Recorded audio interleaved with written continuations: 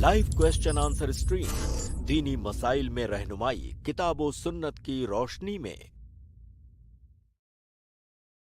अस्सलामु अलैकुम वरहमतुल्लाहि वबरकातुहू। अल्हम्दुलिल्लाहि रब्बिल आलमीन वस्सलातु वस्सलामु अला रसूलिहिल करीम वमन तबिअहुम बिइहसानिन इला यौमिद्दीन अम्मा बाद।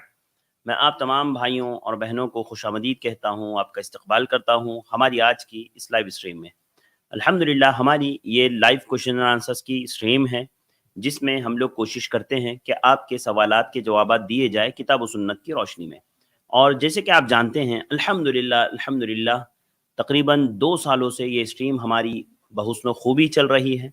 कई एपिसोड्स हमारे हो चुके, ये हमारा 234वां एपिसोड है।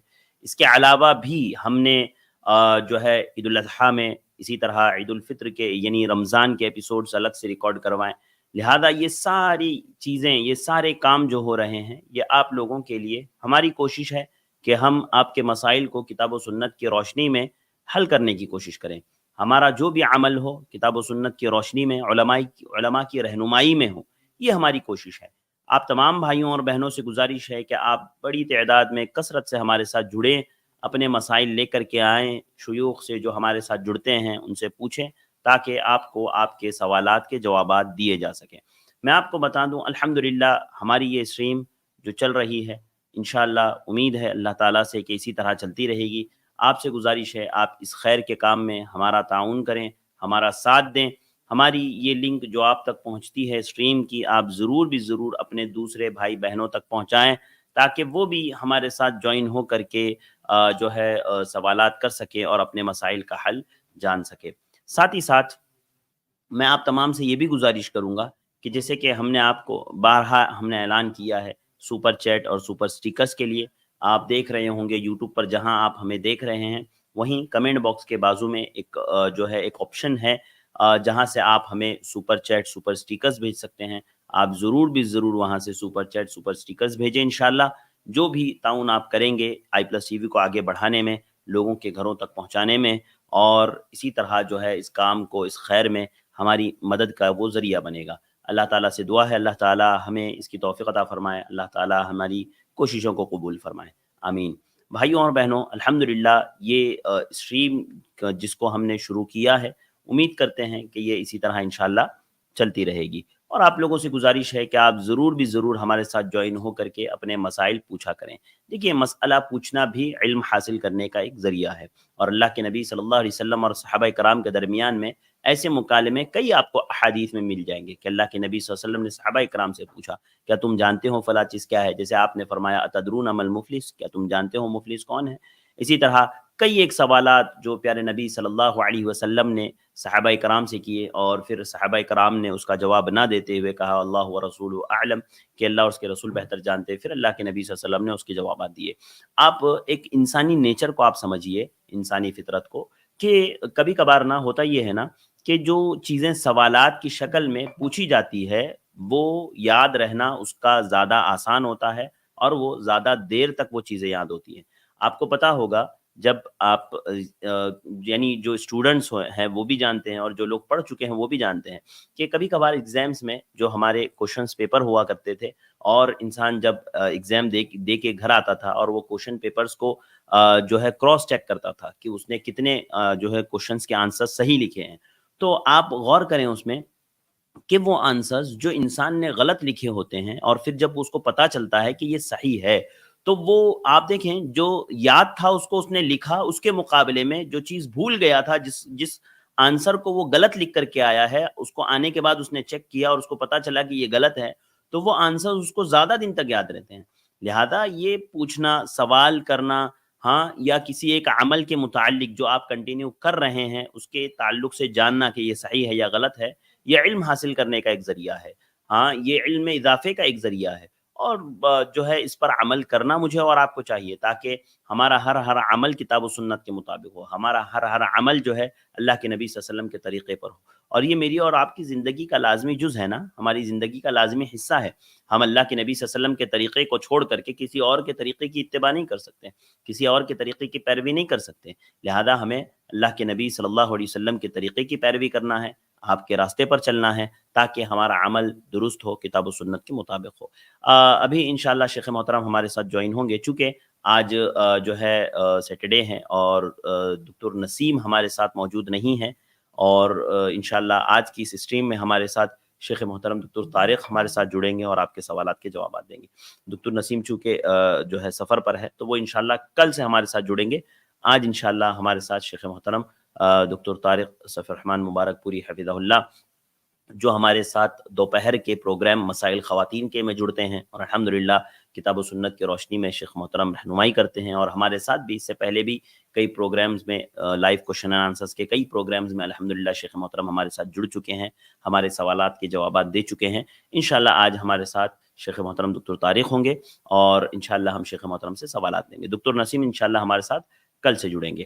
تو آئیے الحمدللہ شیخ محترم جوائن ہو چکے ہیں، شیخ کو ایڈ کرتے ہیں، استقبال کرتے ہیں اور بلا تاخیر سوالات کا سلسلہ شروع کرتے ہیں۔ السلام علیکم ورحمۃ اللہ وبرکاتہ۔ شیخ شیخ آپ میوٹ ہے۔ وعلیکم السلام ورحمۃ اللہ وبرکاتہ۔ جی جزاک اللہ خیر شیخ، اس وقت ہمارے ساتھ جوائن ہونے کے لیے، اللہ آپ کو جزائے خیر دے۔ جی اللہ کی اگر آپ کی اجازت ہو تو شیخ سوالات کا سلسلہ شروع کرتے ہیں۔ ہاں تو جیسے کہ آپ جانتے ہیں ہم نے ہماری اسٹریم یارڈ کی لنک کمنٹ میں پیسٹ کر دی ہے، پن بھی کر دیا ہے، آپ جوائن ہو کر کے شیخ محترم سے مسائل پوچھ سکتے ہیں۔ تو آئیے سوالات کا سلسلہ شروع کرتے ہیں۔ سب سے پہلے گیسٹ ہے حسان، میں آپ کو ایڈ کر رہا ہوں، آپ اپنا سوال کریں۔ جی السلام علیکم شیخ، میرا سوال یہ ہے کہ مغرب کی نماز کا وقت کب تک رہتا ہے؟ کیا عشاء کی نماز تک رہتا ہے کہ جیسے کہ مثلا میرے علاقے میں 6:36 میں مغرب کی وقت شروع ہو جاتی ہے اور 7:58 میں عشاء کی وقت شروع ہو جاتی ہے، کیا اس سے پہلے تک مغرب کی نماز پڑھ سکتے ہیں؟ مثلا 7:45 میں اگر میں مغرب کی نماز کے لیے کھڑا پڑھوں تو وہ نماز ادا ہوگی یا پھر قضا کی نیت سے پڑھنی ہوگی؟ کیونکہ میری کلاسز رہتی ہیں تو اسی حساب سے میں عشاء کے وقت سے پہلے کوشش کرتا ہوں کہ پڑھ لوں، تو کیا وہ ادا ہوگی یا قضا ہوگی؟ جزاک اللہ خیر۔ الحمدللہ رب العالمین والصلاة والسلام علی اشرف الانبیاء والمرسلین محمد وعلی آلہ وصحبہ اجمعین، اما بعد۔ آپ کے سوال کا جواب یہ ہے کہ مغرب کا وقت جو ہے جبریل علیہ السلام نے نبی اکرم صلی اللہ علیہ وسلم کو بتلایا۔ حدیث کے اندر ہے کہ نبی اکرم صلی اللہ علیہ وسلم کو حضرت جبریل علیہ السلام نے تمام نمازوں کے اوقات بتلائے۔ پہلے ظہر کی نماز پڑھائی اول وقت میں، پھر عصر کی نماز کو اول وقت میں پڑھا گیا، پھر مغرب کی نماز پڑھائی اور پھر عشاء کی نماز کو اول وقت میں، پھر فجر کی نماز کو اول وقت میں، پھر دوسرے دن ظہر کی نماز کو آخری وقت میں، عصر کی نماز کو آخری وقت میں، اور مغرب کی نماز پڑھائی گئی، پھر اس کے بعد عشاء کی نماز کو آخری وقت میں اور فجر کی نماز کو آخری وقت میں۔ تو اول و آخر وقت ساری نمازوں کا بتلایا گیا۔ اس حدیث کے اندر جو بات ذکر کی گئی ہے وہ یہ کہ مغرب کا ایک ہی وقت بتایا گیا۔ اس سے معلوم ہوتا ہے کہ مغرب کا وقت بہت طویل نہیں ہے، بہت زیادہ طویل نہیں ہے۔ اس میں کچھ یعنی وقت کا اعتبار کس انداز سے آپ کریں گے کہ وقت کو آپ مغرب کی اذان سے لیں گے اور لینے کے بعد عشاء کی اذان سے پہلے اس کا وقت ایسا نہیں ہے کہ عشاء کی اذان تک اس کا وقت ہوتا ہے۔ عشاء کی اذان کا وقت عمومی طور پہ لیٹ ہوتا ہے بہت ساری جگہوں پہ، اور عام طور پہ لیٹ کیا جاتا ہے، اور کیونکہ اس کی فضیلت بھی وارد ہے تو کہیں پہ اگر بہت جلد بھی دیا جاتا ہے تو ایسی صورت میں مغرب کی تقریباً پونا گھنٹے کے بعد عشاء کی اذان دی جاتی ہے، جبکہ اتنا طویل وقت حقیقی طور پہ نہیں ہے۔ جو وقت ہے وہ وقت بہت شارٹ ہے، لیکن اس کے باوجود ہم یہ نہیں کہہ سکتے کہ بہت زیادہ شارٹ ہے کہ آپ اس میں نماز نہ پڑھ سکتے ہو۔ تو اگر آپ ہمیشہ تاخیر کرتے ہیں تو اس کا مطلب یہ کہ عشاء کے وقت داخل ہونے کے بعد آپ مغرب کی نماز پڑھتے ہیں، اور یہ چیز ان لوگوں کے لیے جن کے پاس کوئی عذر نہ ہو ان کے لیے نہیں ہے۔ تو آپ اس سلسلے میں احتیاط برتیں اور مغرب کی نماز کو یعنی اذان ہونے کے آدھا گھنٹے کے اندر اندر آپ پڑھ لیں، اسی کہ اس سے زیادہ اگر وقت ہم دیکھتے ہیں تو مغرب کا وقت باقی نہیں رہتا۔ جی حسان بھائی، ٹھیک ہے، امید ہے آپ کو جواب مل گیا ہوگا بھائی۔ ہاں انشاءاللہ، جزاک اللہ۔ یونس ابن رحمت، میں آپ کو ایڈ کر رہا ہوں، آپ اپنا سوال۔ السلام علیکم ورحمۃ اللہ وبرکاتہ شیخین۔ وعلیکم السلام ورحمۃ اللہ وبرکاتہ۔ جی شیخ، آپ دونوں باخیر ہوں گے ایسی امید ہے انشاءاللہ۔ تو سوال میرا پہلا یہ تھا شیخ کہ بہت سی جگہ یہاں پر بڑے بڑے شہروں میں ایسا میس کر کے انتظام کیا ہوتا ہے شیخ، جہاں 50 یا 60 روپے دے کے ہم کچھ چیزوں کو انلمیٹیڈ لمٹ میں کھا سکتے ہیں، اس کی لمٹ نہیں رہتی۔ تو یہ اس کو کھانا گیمبلنگ میں سے ہے؟ ایسا کھانا حرام ہے یا جی جی جائز ہے؟ بوفے کے تعلق سے آپ جیسے سوال، بفیٹ بولتے ہیں اس کو۔ جی جی شیخ۔ جی شیخ میوٹ ہے آپ۔ جی اگر کسی ہوٹل کے اندر ایسا سسٹم رکھا گیا ہے کہ آپ اتنے روپے دے کر جتنا چاہیں کھا سکتے ہیں، تو جی یہ جو طریقہ ہے، یہ طریقہ اسلام کی نظر میں جائز ہے، یہ اسلام کی نظر میں حرام نہیں ہے، اس لیے کہ جس کا سامان ہے اس سامان والے نے خود آپ کو اجازت دی ہے کہ آپ جس قدر کھا سکتے ہیں کھا لیں، آپ بھی اس چیز پہ راضی ہیں۔ تو دونوں طرف سے جو کھانے کی مقدار تو طے نہیں ہے، لیکن جو چیز طے ہے وہ یہ کہ آپ اتنے روپے میں آپ جتنا کھا سکتے ہیں، آپ کے پیٹ کی مقدار طے ہے کہ آپ جتنا کھا سکتے ہیں۔ تو یہ بے شریعت کی نگاہ میں جوا نہیں ہے اور نہ ہی اس میں کوئی حرمت کا پہلو نکلتا ہے، اس لیے کہ دونوں طرف جو چیز ہے وہ بالکل واضح ہے، یعنی پیسے کی مقدار بالکل واضح ہے اور آپ کے کھانے کی مقدار آپ کے اعتبار سے طے ہے، یعنی آپ اپنے پیٹ کے برابر کھا سکتے ہیں۔ جی مسئلہ واضح ہے شیخ۔ ایک اور سوال کی اجازت ہے شیخ؟ جی کر لیجئے۔ جی جزاک اللہ شیخ۔ تو اگر کوئی مسلمان بڑے پوزیشن پہ ہے شیخ، پولیٹکس میں یا پھر، تو اگر وہ ایسا الفاظ استعمال کرنا کیسا ہے کہ وہ بولتے ہیں، میں کسی کا نام نہیں لوں گا، وہ بولتے ہیں کہ میں ایک حجابی عورت کو میں پی ایم بننا دیکھنا چاہتا ہوں، تو یہ اسٹیٹمنٹ کہاں تک صحیح ہے اسلام کے نظریے میں؟ جزاک اللہ۔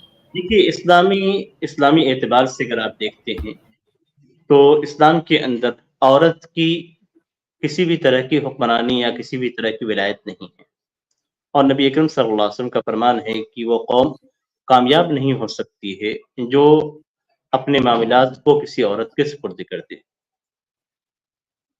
تو اس حدیث سے ہمیں جو معلوم ہوتا ہے وہ یہ کہ اسلام اور مسلمانوں کی کامیابی اس میں نہیں ہے۔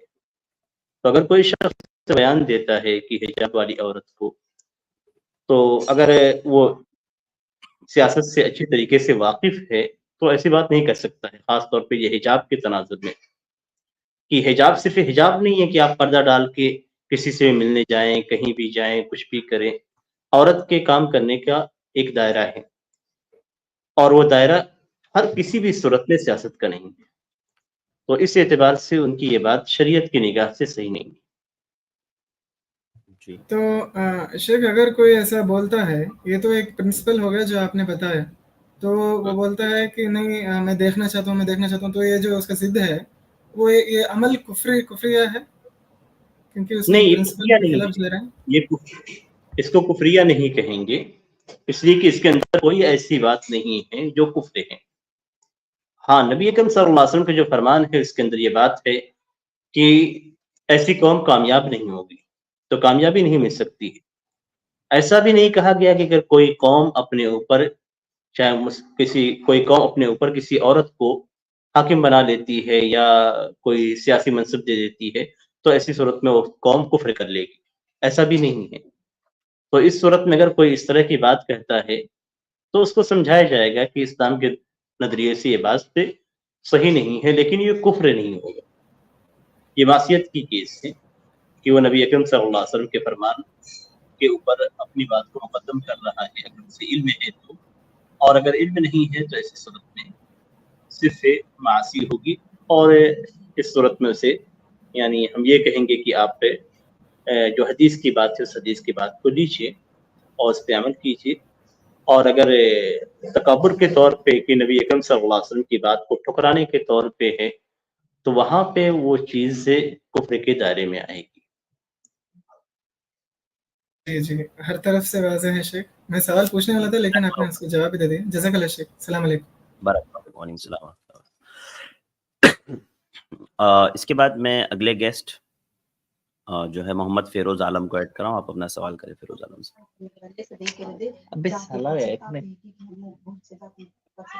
جی فیروز عالم صاحب، السلام ورحمۃ اللہ وبرکاتہ۔ السلام علیکم ورحمۃ اللہ وبرکاتہ۔ جی وعلیکم السلام ورحمۃ اللہ وبرکاتہ۔ سوال یہ ہے، حضرت امیر معاویہ اور حضرت حسن کے تعلق سے سوال ہے۔ جی شیخ، سوال یہ ہے کہ سن 40 ہجری میں شوال کے مہینے میں حضرت علی کی شہادت ہوئی۔ حضرت علی کے بعد ان کے رفقا نے حضرت حسن رضی اللہ تعالیٰ عنہ کو اپنا امیر اور اپنا امام منتخب کیا۔ سن 41 ہجری میں حضرت حسن رضی اللہ تعالیٰ عنہ حضرت معاویہ رضی اللہ تعالیٰ عنہ کے ساتھ لڑنے کے لیے کیوں نکلے؟ کیا اس لیے کہ شہادت عثمان کے بعد حضرت امیر معاویہ نے حضرت علی کی حکومت کو تسلیم کرنے سے انکار کر دیا تھا، یا اس لیے کہ وہ لوگ جنہوں نے شہادت عثمان میں حصہ لیا تھا؟ نیز یہ بھی جاننا چاہتا ہوں شیخ کہ امیر معاویہ نے خالی کاغذ پہ دستخط کر کے حضرت حسن رضی اللہ تعالیٰ عنہ کے پاس بھیجے اور کہا کہ حسن جو شرط چاہے لکھ لے، مجھے بغیر سنے ہوئے منظور ہے۔ حضرت حسن نے وہ شرطیں کیا کیا لکھی اور کیوں لکھنا پڑا وہ شرطیں؟ کیا حضرت حسن کو امیر معاویہ پر بھروسہ نہیں تھی جبکہ حضرت امیر معاویہ ایک صحابی بھی تھے؟ یہ تھوڑا سا اس کے تعلق سے جاننا چاہتے ہیں۔ دیکھیے، اس تعلق سے پہلی بات تو یہ ہے کہ جو روایات پائی جاتی ہیں ان روایات کی پہلے تحقیق کرنے کی ضرورت ہے کہ ان میں سے کون سی روایت صحیح ہے، اس روایت کو لیا جائے گا، اور کون سی روایتیں صحیح نہیں ہیں ان کو نہیں لیا جائے گا۔ پہلا جو آپ کا سوال ہے وہ یہ کہ حضرت امیر معاویہ رضی اللہ تعالیٰ عنہ اور حضرت علی رضی اللہ تعالیٰ عنہ کے درمیان جو جنگ کا واقعہ پیش آیا وہ اس کی بنیاد کیا تھی؟ حضرت امیر معاویہ رضی اللہ تعالیٰ عنہ اسی خاندان سے تعلق رکھتے تھے جس خاندان سے حضرت عثمان رضی اللہ تعالیٰ عنہ تعلق رکھتے تھے۔ اس سے بنیاد پہ حضرت امیر معاویہ رضی اللہ تعالیٰ عنہ نے حضرت عثمان رضی اللہ تعالیٰ عنہ کے خون کا مطالبہ کیا، اور اس میں کوئی شک نہیں تھا کہ وہ افراد جنہوں نے حضرت عثمان رضی اللہ تعالیٰ عنہ کو قتل کیا وہ افراد حضرت علی رضی اللہ تعالیٰ عنہ کی جماعت میں شامل ہو گئے تھے، اور یہ شیعان علی کے نام سے مشہور تھے، یعنی حضرت علی رضی اللہ تعالیٰ عنہ کی جماعت۔ تو ان لوگوں میں وہ لوگ بھی شامل تھے جنہوں نے حضرت عثمان رضی اللہ تعالیٰ عنہ کا قتل کیا۔ اختلاف کس بات پہ ہوا؟ دونوں صحابہ کرام کے درمیان جن کا مقام بہت اونچا ہے ان کے درمیان اختلاف اسی بات پہ ہوا کہ ایک طرف حضرت معاویہ رضی اللہ تعالیٰ عنہ ان کا مطالبہ لیے ہوئے تھے، دوسری طرف حضرت علی رضی اللہ تعالیٰ عنہ سارے معاملات کو ٹھنڈا کرنے اور سلجھانے میں لگے ہوئے تھے۔ اس کے بعد حضرت عثمان رضی اللہ تعالیٰ عنہ کے قاتلین سے بدلہ لینے کی بات تھی۔ بہرحال اتفاق نہیں ہو سکا اور معاملہ جنگ تک پہنچا۔ یہ اللہ تعالیٰ نے تقدیر میں لکھا تھا۔ دونوں صحابہ کرام میں اونچا مقام رکھتے ہیں، رضی اللہ تعالیٰ عنہ کا مقام زیادہ اونچا ہے، اس میں کوئی شک کی بات نہیں ہے۔ تو جن کا جو مقام ہے ان مقام کے ساتھ ان کے درمیان جو جنگیں ہوئی اس میں ہمارا یہی عقیدہ رہے گا کہ یہ ایک اتفاق تھا، اور مسلمانوں کی آپس میں ایک جنگ ہوئی اور اس جنگ میں ہم شریک نہیں رہے، اس لیے ہم کسی کو ملامت نہیں کریں گے، نہ ہی حضرت معاویہ رضی اللہ تعالیٰ عنہ کو اور نہ ہی حضرت علی رضی اللہ تعالیٰ عنہ کو، اور یہ ہمیں حق بھی حاصل نہیں ہے کہ ہم اتنے بڑے اور کبار صحابہ کرام پہ ہم بات کریں۔ تو یہ پہلا معاملہ ہوا جو آپ نے ذکر کیا۔ دوسرے یہ کہ نبی اکرم صلی اللہ علیہ وسلم کی جو وصیت تھی یا آپ صلی اللہ علیہ وسلم نے جو پیشن گوئی کی تھی اس میں یہ تھا کہ ان ابنی ھذا سید، वसयस्लिहु अल्लाहु बिही बैन फ़िअतैन अज़ीमतैन मिनल मुस्लिमीन, कि मेरा ये बेटा सैयद है और अल्लाह तबारक तआला इसके जरिए से दो मुसलमानों की अजीम जमात के दरमियान सुलह करा देगा। और इससे जो मालूम होता है इसी हदीस पे गौर करने से, वो ये कि हज़रत मुआविया रज़ियल्लाहु तआला अन्हु की जमात को भी नबी अकरम सल्लल्लाहु अलैहि वसल्लम मुसलमान जमात कहा, और हज़रत अली रज़ियल्लाहु तआला अन्हु की जमात को भी नबी अकरम सल्लल्लाहु अलैहि वसल्लम ने मुसलमान जमात कहा। और ये सुलह हुई। अब सुलह के लिए सादा पेपर भेजना और उस पर शुरूत वगैरह की, ये जो रिवायत आपने बयान की, इस रिवायत की तहकीक करने की जरूरत है। ये असल है। हज़रत हसन रज़ियल्लाहु तआला अन्हु ने खिलाफत मिलने के बाद हज़रत अमीर मुआविया रज़ियल्लाहु तआला अन्हु के लिए खिलाफत छोड़ी थी। ये तनाज़ुल था और यही तनाज़ुल बिला किसी शक और बिला किसी शर्त के था।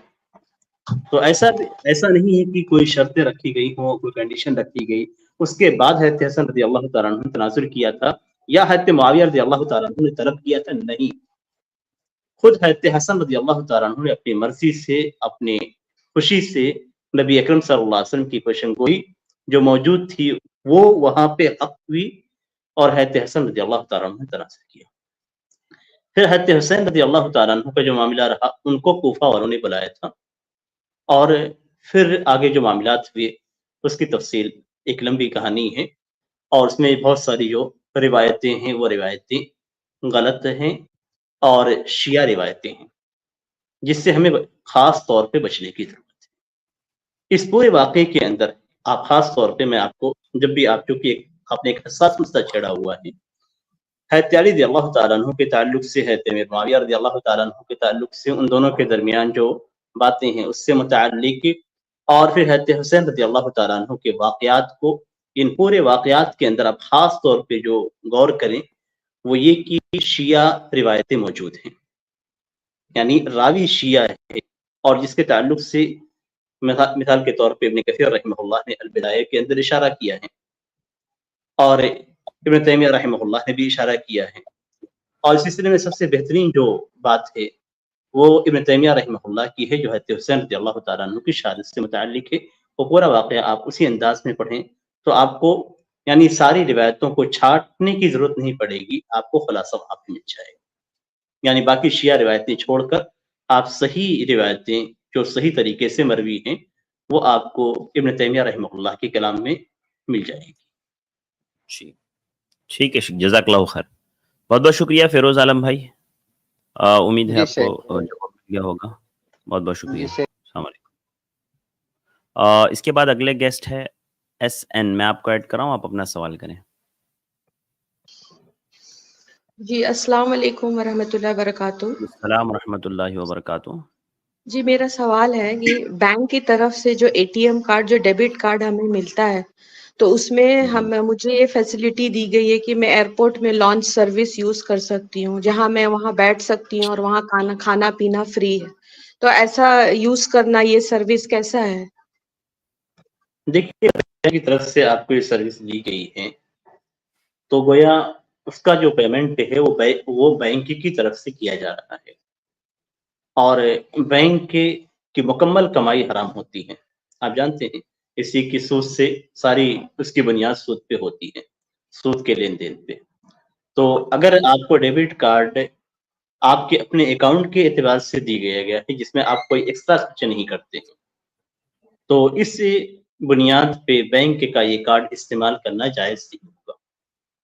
अगर कोई ऑफर है मिसाल के तौर पे लॉन्च की तरफ से या एयरपोर्ट के जो रेस्टोरेंट हैं उनकी तरफ से, और आपने वो कार्ड यानी वो ऑफर आपने ली है और आपके कार्ड से अटैच है, तो ऐसी सूरत में आप इस्तेमाल कर सकते हैं। लेकिन अगर आपने उसके लिए कोई पैसा नहीं दिया है, मुकम्मल तौर पे बैंक की तरफ से वो पैसे दिए जा रहे हैं डेबिट कार्ड को प्रमोट करने के लिए, तो इस सूरत में जायज़ नहीं है।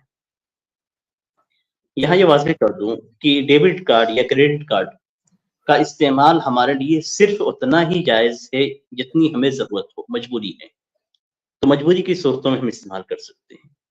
उससे ज़्यादा हम ना क्रेडिट कार्ड को इस्तेमाल कर सकते हैं, हालांकि उसमें उसकी हुर्मत ज़्यादा है, न डेबिट कार्ड को हम किसी अलग मकसद में جو بینک کی طرف سے آفر ہوتا ہے اس کے اندر بھی استعمال نہیں کر سکتے. ٹھیک ہے، جزاک اللہ خیر شیخ. جی سسٹر، امید ہے آپ کو جواب مل گیا ہوگا. جی شیخ، جزاک اللہ خیر. بارک اللہ فیکم. اگلے گیسٹ ہے سسٹر اسلام، میں آپ کو ایڈ کر رہا ہوں. السلام علیکم. وعلیکم السلام ورحمۃ اللہ وبرکاتہ.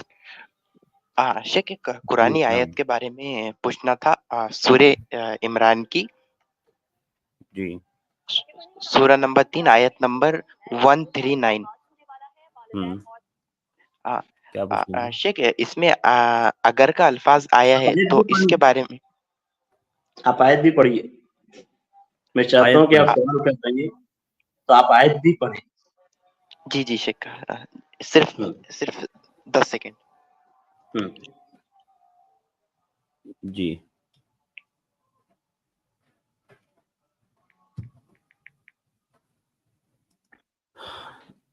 جی جی شیخ، تو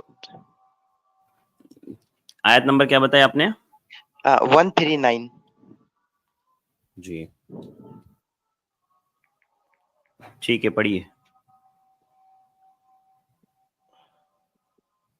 جی پڑھ رہے ہیں آیات آپ؟ شیخ مجھے مشکل ہو رہی ہے، مجھے سمجھ میں نہیں آ رہا ہے کیسے نکالوں. اگر آپ نکالے تھوڑی آسانی ہو جائے گی. ہاں میں نکال لیا، میں نے نکال لیا. اسکرین پہ میں شیئر کر رہا ہوں. جی میں تھوڑا سا اس کو براڈ کر دیتا ہوں.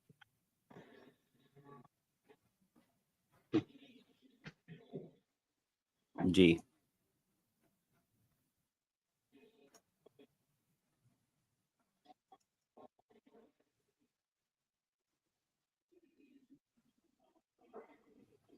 جی یہی پڑھیے. آیت ہے. جی شیخ میں پڑھ دیتا ہوں. اعوذ باللہ من الشیطان الرجیم، بسم اللہ الرحمن الرحیم. ولا تہنوا ولا تحزنوا وانتم الاعلون ان کنتم مؤمنین. اسی آیت کے تعلق سے آپ کا سوال ہے اسلام بھائی؟ جی اسی آیت کے تعلق سے ہے. اور سوال کیا ہے بتائیں. میرا سوال یہ ہے کہ شیخ اس میں اگر کا الفاظ یوز ہوا ہے. اگر تمہیں اگر تم واقعی مومن رہو گے تو تم ہی سر بلند ہوں گے. تو شیخ اللہ تعالیٰ کا علم تو مکمل ہے نا، تو اگر کا الفاظ کیوں یوز ہوا ہے، استعمال ہوا ہے؟ اگر کا الفاظ آپ کے لیے استعمال ہوا ہے، یہ اللہ تبارک تعالیٰ کے لیے نہیں. اللہ تبارک تعالیٰ نے ایک شرط رکھی ہے، اور وہ شرط یہ ہے کہ اگر تمہارا ایمان پختہ اور کامل ہے تو ایسی صورت میں تم بلند ہوگے. اور اس صورت میں تمہیں کمزور پڑنے کی ضرورت نہیں ہے، تمہیں غم کرنے کی ضرورت نہیں ہے، اور تم ہی بلند ہوگے اگر تمہارے اندر پختہ اور سچا ایمان پایا جاتا ہے. تو یہ ہمارے لیے ہے کہ اگر ہمارے اندر ایمان سچا اور پختہ ہے تو اللہ نے یہ وعدہ کیا ہے کہ تم بلند رہو گے. تو اللہ تعالیٰ کا علم تو ہے، اللہ تعالیٰ نے ہر چیز کو سبب کے ساتھ جوڑا ہے. یہ پوری دنیا ہے، اللہ تعالیٰ کا جو نظام ہے، سسٹم ہے، یہ ایک دوسرے سے جڑا ہوا ہے کہ اگر آپ ایسا کریں گے تب آپ پہ کو دوسری چیز ملے گی. جیسے آپ نے موبائل کھولا، سوال کیا، تو اب آپ کو جواب مل رہا ہے، یا موبائل سے آپ دیکھ رہے ہیں. تو ایسا نہیں کہ کوئی چیز یوں ہی ہو جاتی ہے. تو اللہ نے ایسی ہی شرط رکھی ہے کہ اگر ایمان پختہ رہے گا تو یقیناً آپ کو بلندی ملے گی، آپ اوپر پر جائیں گے. تو اس صورت میں آپ کو غم کرنے کی ضرورت نہیں ہے، آپ کو کمزور پڑنے کی ضرورت نہیں ہے. جی جزاک اللہ شیخ. بارک اللہ فیکم، بہت بہت شکریہ بھائی. اس کے بعد میں جو ہے اگلے گیسٹ کو ایڈ کر رہا ہوں. اگلے گیسٹ ہے یاسین، آپ اپنا سوال کریں.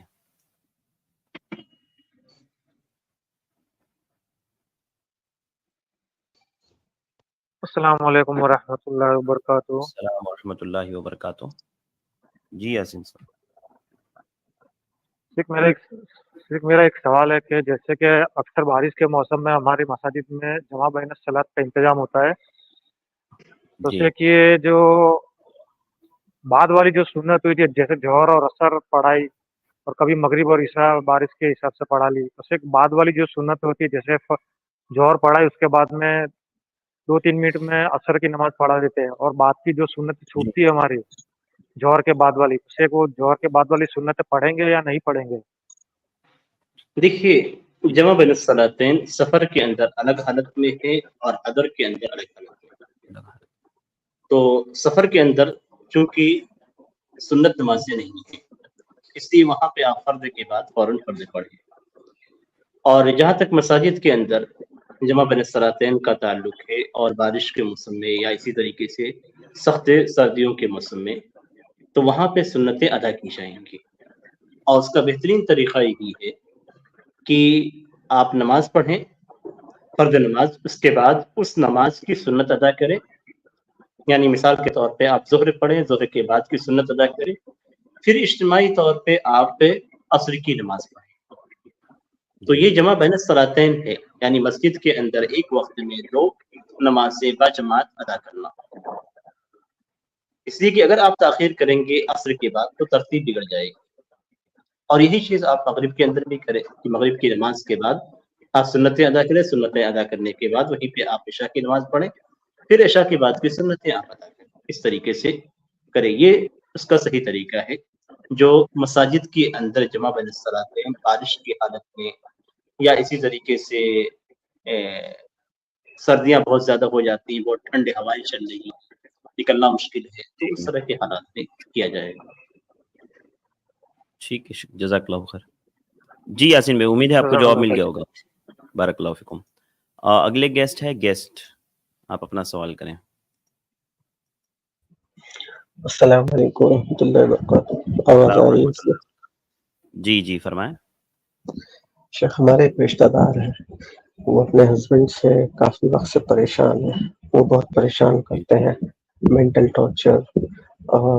कुछ वक्त पहले थोड़ा हाथ भी उठा दिए थे और मुंह में बिल्कुल खून जम गया, मैंने घूसा मार दिए थे जैसे हल्का, तो दाग आ गया था।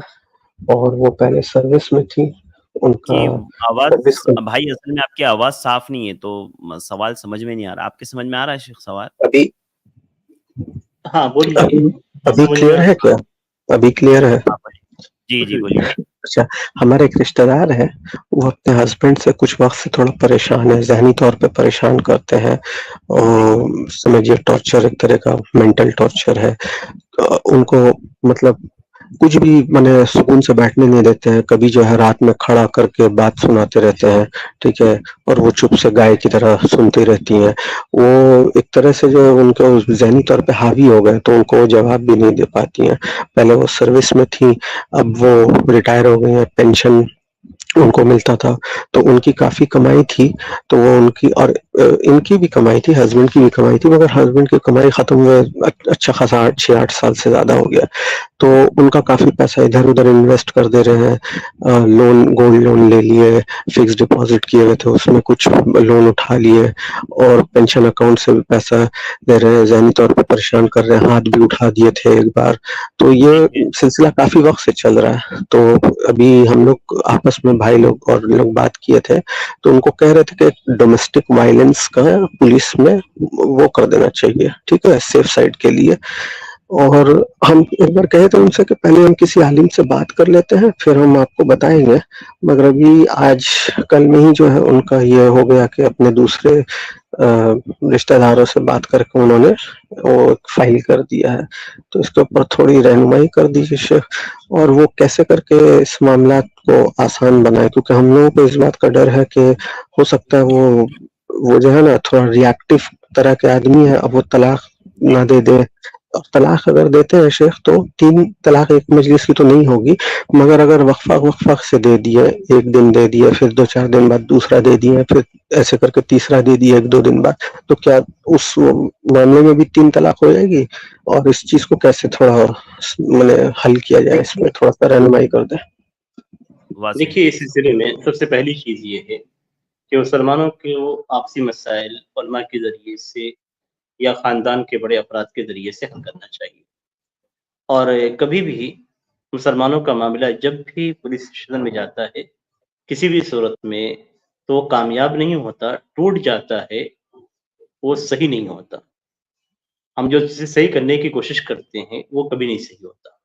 ये सारे मामला जब भी केस की सूरत इख्तियार करते हैं या ऐसे ही अगर आपने रिपोर्ट किया تو ظاہر سی بات ہے اس پہ چڑھنا یہ سامنے والے کے لیے ضروری ہے، تو معاملات سدھرتے نہیں ہیں اور خراب ہو جاتے ہیں۔ جی اب اس طرح کے صورتحال جو آپ لوگ جانتے تھے، گھر کے بڑوں کو یا جو یعنی ایسے افراد جن کا پریشر ان پہ بن سکتا ہے، ان کے سامنے آپ بات رکھتے، ان کو بلانے کے بعد سمجھاتے اچھے انداز میں، اور ہو سکتا ہے کہ بات سمجھ میں آتی، معاملہ رک جاتا، یا کم از کم ایسا رکتا نہیں تو سمجھانے کے بعد اس شخص کے اندر خوف تو پیدا ہوتا کہ دوبارہ کروں گا تو دوبارہ مجھے بیٹھایا جائے گا یا ملامت کیا جائے گا یا میرا معاملہ لوگوں کے سامنے آئے گا، یا ایسی بھی سختی کے ساتھ یعنی بات بھی کی جاتی ہے، تو اس طریقے سے معاملہ نمٹانے کی کوشش کی جاتی۔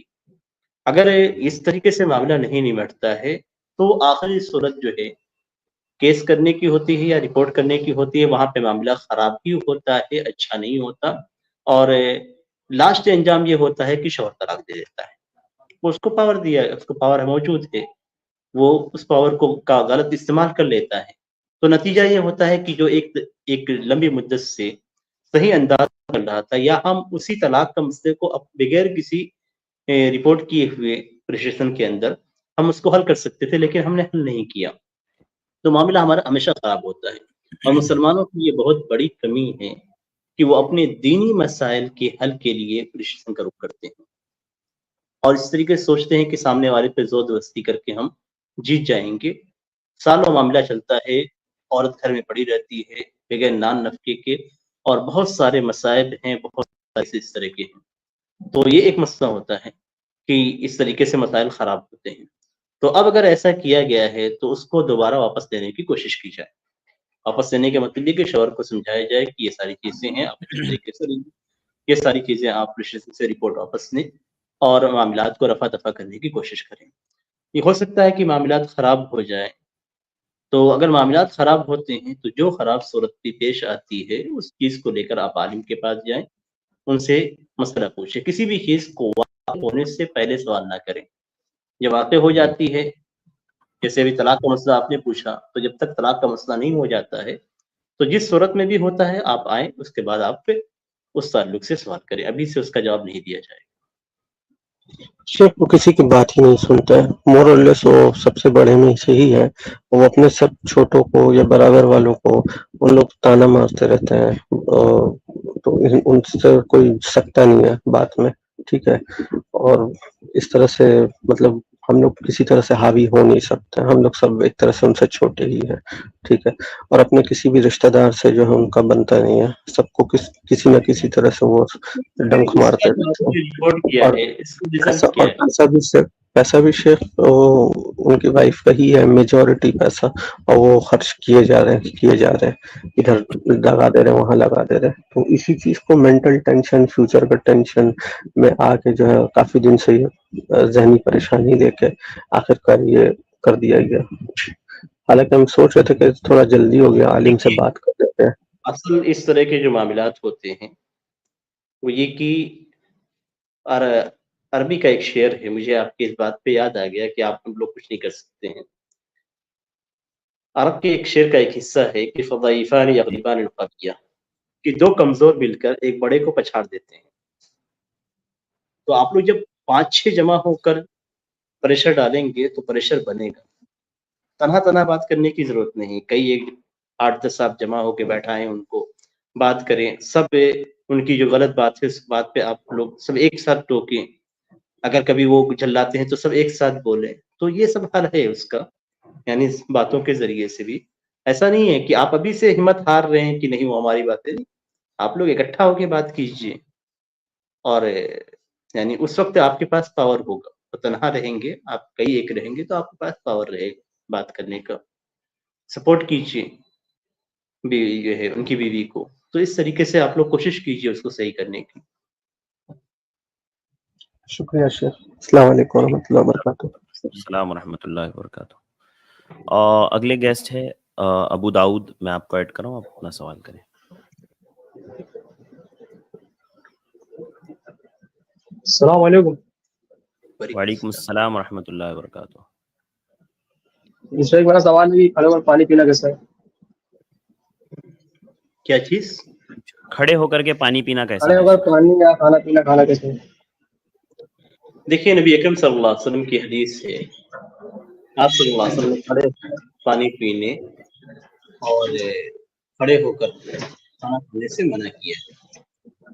अब जो नबी अकरम सल्लल्लाहु अलैहि वसल्लम की अहदीस हैं जिनमें आप सल्लल्लाहु अलैहि वसल्लम का खड़े होकर पीने का जिक्र है, तो वो हदीसें और दोनों हदीसें जमा करके उलमा ने जो नतीजा हासिल किया है वो ये कि खड़े होकर पीना और खाना ये मकरूह है, यानी ऐसा करना मकरूह है। अगर कोई खड़े होकर पीता है तो मकरूह काम है, और खड़े होकर अगर पीता है तो मकरूह काम है। तो खड़े होकर खाना पीना ये मकरूह है, बिला ज़रूरत आदमी खड़े होकर खाना ना खाए, पानी न पिए। यानी अगर बैठने की बिल्कुल जगह नहीं है तो वहाँ पे मजबूरी की सूरत है, लेकिन आम हालात में वो बैठकर खाए और बैठकर पिए। यानी सुन्नत ये है कि आप बैठकर खाएं और बैठकर पिए, और मकरूह ये है यानी सुन्नत के खिलाफ ये है कि आप खड़े होकर खाएं, खड़े जी शुक्रिया। जी, जज़ाकल्लाहु खैर भाई। इसके बाद अगले गेस्ट है मोहम्मद अशरफ, मैं आपको ऐड कराऊँ, अपना सवाल करें अशरफ साहब। अस्सलामु अलैकुम वरहमतुल्लाहि वबरकातुहू। वालेकुम अस्सलाम वरहमतुल्लाहि वबरकातुहू। शेख, मेरा सवाल थोड़ा सा मस्जिद के ताल्लुक से है। एक दिन हो गया था मैं, जब वक्त नहीं था, आपने कहा था अगली बार कीजिएगा। तो मैं ये कह रहा था कि हम 2-4 घर हैं हमारे, हमने एक जमीन का इंतजाम कर रहे हैं हम मस्जिद के हिसाब से। अब हम ये चाहते हैं कि उसके ऊपर ही मदरसा कायम कर लें, जैसे सेकंड मंजिल पर, तो जिसमें हम गरीब बच्चों को पढ़ा लें। एक तो थोड़ा सा हमारे जमात की जो है थोड़ी तबलीग भी और थोड़ा वो भी हो जाएगा, और जो है कुछ लोग भी इकट्ठे हो जाएंगे और नमाजी वगैरह भी हो जाएंगे, जिस वजह से क्योंकि यहाँ हम 2-4 सारे हैं। अब मैं ये चाहता हूँ कि उसमें किस तरह से खर्च करूँ, क्या ज़कात वगैरह करके मदरसे के हिसाब से आलिम की तनख्वाह वगैरह या बच्चों का खर्च करके, या इमारत में उसकी लगा लूँ, या कैसे किस तरह करूँ मैं, थोड़ा सा मेरी रहनुमाई फरमाइए। देखिए, अगर आप मस्जिद के लिए ज़मीन खरीदते हैं और मस्जिद के ऊपर ही मदरसा कायम करना चाहते हैं, तो ये मदरसा मस्जिद के ताबे होगा, ये मदरसा मस्जिद के ताबे रहेगा सारे अहकामात के अंदर। तो इस मदरसे में आप ज़कात की रकम नहीं लगा सकते, इसलिए कि मस्जिद पे ज़कात की रकम नहीं दी जा सकती है। तो इसमें जो वाजिब ज़कात है, जो हम निकालते हैं साल में अपने पैसों से, वो रकम नहीं दी जा सकती है, और इसमें सिर्फ वही रकम दी जाएगी जो मस्जिद के लिए देना हलाल होगा। इसी कि आपका मदरसा ये मस्जिद के ताबे है, और अगर आप दोनों को अलग अलग रखते हैं और सिर्फ मस्जिद की ज़मीन इस्तेमाल करते हैं मदरसे के लिए, हालांकि मदरसा अलग है, उसका मस्जिद से कोई ताल्लुक नहीं है। जैसे कोई शख्स मस्जिद के ऊपरी हिस्से को किराए के तौर पे ले लेता है और उसको मदरसे के तौर पे कायम कर देता है, तो इस सूरत में आप मदरसे के लिए ज़कात की रकम ले सकते हैं और उस रकम को किराए के तौर पे मस्जिद को दे सकते हैं। लेकिन इसमें सबसे अहम जो चीज़ है वो ये कि हीला नहीं होना चाहिए। आपकी जो नीयत है वो नीयत साफ होनी चाहिए कि ऊपर मदरसा या मस्जिद के ताबे है, या मदरसा अलग कमेटी है, अलग सब कुछ है, उसका आपने अलग इंतज़ाम किया है, फिर कभी इंतज़ाम होगा तो उसकी ज़मीन खरीद के आप वहाँ पे कायम करेंगे। तो जैसी आपकी नीयत होगी उसके एतबार से हुक्म होगा। अगर मस्जिद के ताबे है तो ज़कात की रकम आप नहीं इस्तेमाल कर सकते हैं, और अगर मुस्तकिल अलग हैसियत है और आपने सिर्फ मस्जिद की ज़मीन को आपने सिर्फ इस्तेमाल किया है किराए के तौर पे या मस्जिद वालों की इजाज़त से, तो इस सूरत में जायज़ हो जाएगा। लेकिन उसके जो यानी जो मुदर्रिस होंगे, अगर मस्जिद के ताबे है कमेटी, मस्जिद की कमेटी के ताबे है मदरसा, और मस्जिद के ऊपर है मस्जिद का मदरसा है, तो फिर उसको भी ज़कात के पैसे से तनख्वाह नहीं दी जा सकती है। यानी कोई भी नस्म मस्जिद के ताबे है तो कोई भी नस्म ज़कात से नहीं किया जा सकता है, और अगर मुस्तकिल अलग हैसियत है तो उसका आप अलग जमा करें और मस्जिद का जैसे शेख ये ऐसा है कि आधी जमीन हम मदरसे के नाम से ले लें और आधी मस्जिद के हिसाब से ले लें। आप कर सकते हैं, ऐसा भी कर जी, सकते हैं। जमीन जो ले क्योंकि हम मदरसे की जो आधी जमीन मदरसे के होगी, नाम से ले और आधी मस्जिद के। आप ऐसा कर सकते हैं, पहले से जैसे जो 200 प्लानिंग गज है, होगी।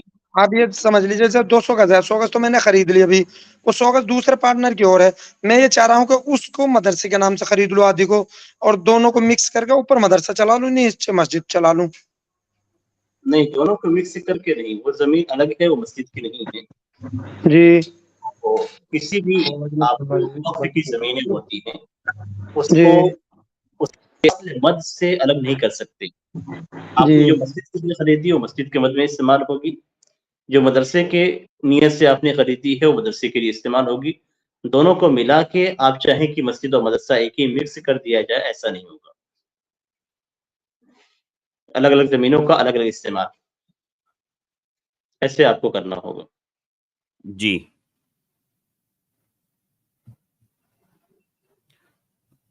एक मिनट, अशरफ साहब आप म्यूट थे। जी फरमाएं। जी, मैं ये कह रहा था जैसे नीचे मस्जिद है, ऊपर अगर मदरसा हम कायम करना चाहें तो उसमें मदरसे की इमारत बना सकते हैं या नहीं? चलो नीचे तो पूरा मस्जिद कर लेंगे। वो पूरा मस्जिद करेंगे तो ऊपर भी जो आप बनाएंगे वो सब आपको ज़कात के पैसे से नहीं बनाना होगा। ये आप, अच्छा हाँ, जी जी इसलिए कि मस्जिद जो जमीन है वो मस्जिद के लिए वक्फ है। तो जब मस्जिद के जी लिए वक्फ है तो उस पर जितना भी आप बनाएंगे, चाहे मदरसा बनाए या कुछ और बनाए, वो सब के सब आपको ज़कात के पैसों के अलावा जो तबर्रुक या खैरात के पैसे होंगे ताउन के, उससे आप करेंगे। जी वाज़ेह है शेख, जज़ाकल्लाह खैर। जी ओके जी जज़ाकल्लाह खैर। अल्लाह फिकुम। इसके बाद मैं अगले गेस्ट सिस्टर सिद्दीक़ा को ऐड कर रहा हूँ, आप अपना सवाल करें। अस्सलामु अलैकुम रहमतुल्लाहि व बरकातुहू। वालेकुम अस्सलाम व रहमतुल्लाहि व बरकातुहू। जी, मेरे 3 सवाल है। ये औरतों को भी जमात का सवाब है क्या? 27 जैसे 27 नमाज़ों का है, फर्ज़ जी, नमाज़ों के लिए 27 27 है। दरजात। जी। नबी और अकरम एक सल्लल्लाहु सवाल अलैहि वसल्लम की हदीस है जी कि सलातुल जमाअती तफ़दलु अला सलातिल फ़र्दी बिसबइन व इश्रीन दरजा, कि जो जमात की नमाज है वो अकेले नमाज से 27 गुना दर्जा ज्यादा होती है, यानी उसकी फजीलत ज्यादा है। तो इसके अंदर ना मर्द का जिक्र किया गया ना औरत का। तो अगर मर्द बाजमात पढ़ते हैं तो उनको सवाब हासिल होता है, औरत अगर बाजमात पढ़ती है तो ऐसी सूरत में उसको भी जमात का जो 27 दर्जा अफसरियत का है वो उसे हासिल हो। तो दोनों के लिए है, और शरीयत के सारे अहकामात मर्द औरत दोनों के लिए होते हैं। कुछ मामलात ऐसे होते हैं जो औरतों के साथ खास हैं, कुछ मामलात ऐसे हैं जो मर्दों के साथ खास हैं। जहाँ पे कोई खुसूसियत नहीं होती है किसी की, वहाँ मर्द और औरत दोनों शामिल होते हैं। जी, जी, ये नमाज शुरू होने से पहले अक़ामत से पहले औज़बिल्ला पढ़ना है या फिर अक़ामत के बाद जो अक़ामत देंगे? जी। देखिए, इकामत के बाद आप अल्लाहु अकबर तकबीर तहरीमा कहेंगे, उसके बाद दुआए इस्तिफ्ताह या दुआए सना जिसे कहा जाता है वो आप पढ़ेंगी। उसके बाद औज़ु बिल्लाहि मिनश शैतानिर रजीम या औज़ु बिल्लाहिस समीइल अलीम मिनश शैतानिर रजीम मिन हमज़िही व नफ़्ख़िही व नफ़्थिही। उसके बाद बिस्मिल्लाहिर रहमानिर रहीम और कुल। अक़ामत देने से पहले औज़बिल्ला नहीं पढ़ना है शेख? अक़ामत और अज़ान से पहले कोई भी कलिमा नहीं है, ना इक़ामत से पहले और ना ही अज़ान से पहले। जी, जज़ाकल्लाह। एक और है जी, जब अस्कार पढ़ते खुल के सूरे 3-3 मरतबा तो हर बार औज़बिल्ला पढ़ना है, नहीं एक ही बार पढ़ना है? और खुल के सूरे देखिए 3 बार पढ़ के कुल औज़ बिरब्बिल फलक 3 बार इस तरह पढ़ना है या फिर कुल हुवल्लाहु अहद, कुल औज़ बिरब्बिल फलक, कुल औज़ बिरब्बिन नास इस तरह पढ़ना है? देखिए, अगर आप अज़कार पढ़ते हैं नमाज के बाद, तो नमाज के बाद पढ़ने में औज़ बिल्ला आपको नहीं पढ़ना है, इसलिए कि वो पूरा एक सिलसिला है जो नमाज से शुरू होता है और अभी भी आपका चल रहा है, पूरा एक जैसा समझा जाता है। तो वहाँ पे सिर्फ आप तीनों कुल से पहले बिस्मिल्लाह पढ़ेंगी, तीनों कुल से पहले, हर कुल से पहले आप बिस्मिल्लाह पढ़ेंगी। और उसका जो तरीका है, बाज़ उलमा ने ये कहा है कि नमाज के बाद तो एक बार है, सारी नमाज़ों के बाद एक-एक बार है। اور صبح اور شام کے اذکار میں 3 بار ہے. تو وہاں پہ 2 ترتیب اس کی بتائی گئی ہے، فرمان نے 2 ترتیب بتلائی ہے. ایک تو یہ کہ آپ 3 بار سورہ اخلاص پڑھ لیں، پھر 3 بار سورہ فلق پڑھیں، اور پھر 3 بار آپ پہ سورۃ الناس پڑھیں. لیکن اس سے جو بہتر ترتیب نظر آتی ہے وہ بعض علماء نے جو ذکر کیا ہے، اور وہ یہ کہ آپ پہ سورۃ الاخلاص، پھر سورۃ الفلق، پھر سورۃ الناس، پھر سورۃ الاخلاص، پھر سورۃ الفلق، پھر سورۃ الناس، پھر سورۃ الاخلاص، پھر سورۃ الفلق، اور پھر سورۃ الناس، اس طریقے سے پڑھیں. جی جزاک اللہ شیخ، بہت بہت شکریہ. بارک اللہ فیکم، بہت بہت شکریہ سسٹر ہمارے ساتھ جوائن ہونے کے لیے. اگلے گیسٹ کو میں ایڈ کر رہا ہوں. اگلے گیسٹ ہے ابو عدنان، میں آپ کو ایڈ کر رہا ہوں، آپ اپنا سوال کریں. جی وعلیکم السلام ورحمۃ اللہ وبرکاتہ. جی شیخ، میرا سوال یہ ہے، اگر ماں باپ سے کوئی گناہ ہوتا ہے تو کیا اس کی وجہ سے اولاد پر اس کے کوئی مصیبت آ سکتی ہے؟ کوئی ایسا کچھ ہے حدیث میں جس کے بارے میں جاننا ہے؟ دیکھیے اصل یہ ہے کہ وَلَا تَزِرُ وَازِرَةٌ وِزْرَ أُخْرَىٰ، کہ کوئی کسی کے گناہ کا بوجھ نہیں اٹھائے گا، یہ اصل ہے. لیکن کبھی کبھی ایسا ہوتا ہے کہ کسی گناہ کی وجہ سے اولاد کو محروم کر دیا جاتا ہے کسی خیر سے، یا اولاد کے اندر پریشانی آتی ہے. اس لیے کہ اولاد لَتُبْلَوُنَّ فِي أَمْوَالِكُمْ وَأَنفُسِكُمْ وَلَتَسْمَعُنَّ مِنَ الَّذِينَ أُوتُوا الْكِتَابَ. تو اس میں یہ ہے کہ آپ کو جو تکلیف پہنچے گی وہ آپ کے گھر والوں سے ہی پہنچے گی. اسی طریقے سے اللہ تعالیٰ جو آزماتا ہے، آزمانے میں عذاب بھی شامل ہوتا ہے. تو ایسا نہیں ہے کہ اللہ تعالیٰ اس کے گناہوں کا عذاب آپ کو دے گا، لیکن اللہ تعالیٰ آپ کے اندر، مثال کے طور پہ بیٹے کے اندر بیٹے کو کوئی بیماری ہو گئی جس سے باپ کو تکلیف پہنچتی ہے، ماں باپ کو تکلیف پہنچتی ہے، تو تکلیف یعنی جو عذاب کا پہلو ہے وہ ان کے اندر پایا جاتا ہے. بچے کے لیے، بیٹے کے لیے وہ جو صورت ہے بیماری کی صورت، وہ بیماری کی صورت اس کے لیے کفارہ بنتی ہے. جس طریقے سے عام بیماریاں بغیر کسی گناہ کے کسی کو لاحق ہوتی ہیں تو اس کے لیے درجات کی بلندی اور کفارہ بن جاتی ہے. تو سزا یعنی اصل مل رہی ہے باپ کو، بیٹے کو نہیں، یا اولاد کو نہیں. تو عام طور پہ جو یہ تصور کیا جاتا ہے کہ باپ اگر غلط کرتا ہے تو بیٹے کو اس کی سزا ملتی ہے، ایسا نہیں ہے. جی شیخ، ایک اور سوال کر سکتا ہوں؟ جی کر لیجئے جلدی سے، جی شارٹ میں. جی اپنے اسلام میں بریلی جماعت میں وہ پیر سے وہ لوگ مرید ہوتے ہیں اور اس کو وہ لوگ ضروری سمجھتے ہیں. اس عمل کے بارے میں کیا حکم ہے اسلام کے بارے میں؟ دیکھیے سب سے بڑے ولی اگر آپ دیکھا جائے تو نبی اکرم صلی اللہ علیہ وسلم تھے، جن کی ہم اطاعت کرتے ہیں.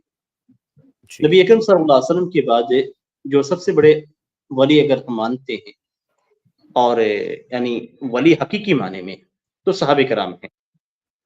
لیکن صحابہ کرام کسی کے پیر نہیں تھے. آپ نہیں بتا سکتے کہ ان کے یعنی مرید رہے ہوں. ان کے طالب علم تھے، ان کے اسٹوڈنٹ تھے جو ان سے علم لیتے تھے اور علم کو پھیلاتے تھے. لیکن جو پیری مریدی کا جو سلسلہ سنیوں کے اندر چلا آ رہا ہے، یہ اصل میں تصوف کا ہے، تصوف کا طریقہ ہے. نبی اکرم صلی اللہ علیہ وسلم چیزوں پہ بیعت لیتے تھے. صحابہ کرام نے صرف خلافت پہ بیعت لیا ہے، اس کے علاوہ کسی دوسری چیز پہ نہ بیعت کی ہے کسی دوسرے صحابی سے، اور نہ ہی کسی بات پہ کسی نے بیعت لی ہو. یعنی حضرت ابوبکر رضی اللہ تعالیٰ نے کسی صحابی سے کسی بات پہ بیعت نہیں لی، خلافت پہ بیعت لی تھی. حضرت عمر رضی اللہ تعالیٰ عنہ کا بھی معاملہ رہا، سارے صحابہ کرام کا ہی معاملہ رہا. تو جب صحابہ کرام نے اپنے سے بعد لوگوں سے بیعت نہیں لی جبکہ وہ نبی اکرم صلی اللہ علیہ وسلم کے شاگرد تھے، تو پھر آج کے زمانے میں کسی کو کیسے یہ حق حاصل ہو سکتا ہے کہ وہ اپنے مریدوں سے بیعت لے؟ تو یہ خالص تصوفانہ طریقہ ہے، صوفیت کا طریقہ ہے، اور صوفیت کا اسلام سے تعلق نہیں ہے. صوفیت کا 2 غیر اسلامی مذہبوں سے تعلق ہے، ایک وطنیت سے، یعنی آپ کہیں کہ ہندوانہ مذہب سے، اور دوسرا نصرانیت سے. آپ تصوف کی وہی 2 جگہوں پہ آپ پائیں گے، اور وہیں سے سارا سلسلہ اور ساری چیزیں اور سارے طریقے آئے ہوئے ہیں، اسلام سے اس کا کوئی تعلق نہیں۔ جزاک اللہ خیر شیخ۔ جی ابو عدنان بھائی، امید ہے آپ کو جواب مل گیا ہوگا۔ جی شکریہ، جزاک اللہ خیر۔ جی بہت بہت شکریہ، وعلیکم السلام۔ جزاک اللہ خیر شیخ وقت دینے کے لیے، چونکہ وقت ہمارا مکمل ہوا تو یہیں پر ہم اسٹریم ختم کرتے ہیں۔ جزاک اللہ خیر، بارک اللہ فیکم شیخ، بہت بہت شکریہ۔ السلام علیکم ورحمۃ اللہ وبرکاتہ۔ السلام ورحمۃ اللہ وبرکاتہ۔ اس کے بعد میں اپنے تمام بھائیوں اور بہنوں کا شکر گزار ہوں، آپ لوگ ہمارے ساتھ جڑے رہیں، آپ نے سوالات کیے، امید کرتے ہیں آپ کو تشریف بخش جوابات ملے ہوں گے۔ جن بھائی بہنوں کے سوالات رہ گئے ہیں انشاءاللہ میں ان سے گزارش کروں گا کہ کل کی اسٹریم میں آپ ضرور آئیں، انشاءاللہ میں آپ کے سوالات لے لوں گا اور شیخ محترم تک پہنچا دوں گا تاکہ آپ کو کتاب و سنت کی روشنی میں رہنمائی مل جائے۔ آج کے لیے بس اتنا ہی، مجھے دیجیے اجازت، انشاءاللہ اسی پروگرام میں کل دوبارہ ملاقات ہوگی۔ السلام علیکم ورحمۃ اللہ وبرکاتہ۔